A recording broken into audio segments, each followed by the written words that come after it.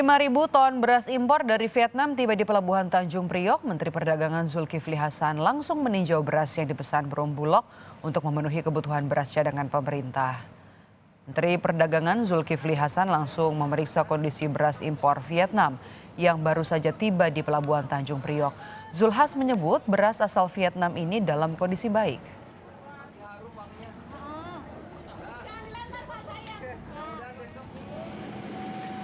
5.000 ton beras dari Vietnam langsung dibongkar muat dan diangkut dengan 5 truk. Perumbulok memesan 500.000 ton beras dari Vietnam, Thailand, dan Pakistan yang tiba di Indonesia secara bertahap mulai Desember hingga Februari 2023 nanti. Sementara pemerintah juga akan menyerap 500.000 ton beras dari produksi dalam negeri. Direktur Utama Perumbulok menyatakan impor beras harus dilakukan dan akibat menurunnya penyerapan produksi beras dalam negeri karena faktor cuaca di wilayah lumbung padi di Indonesia.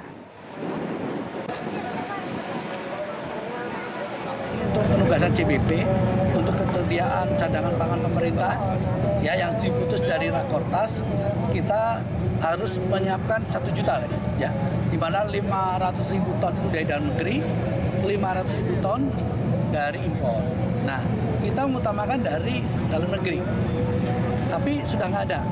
Dari 500.000 ton yang kita tugaskan atau penugasan untuk menyerap di dalam negeri, terserap hanya 172.000 ton.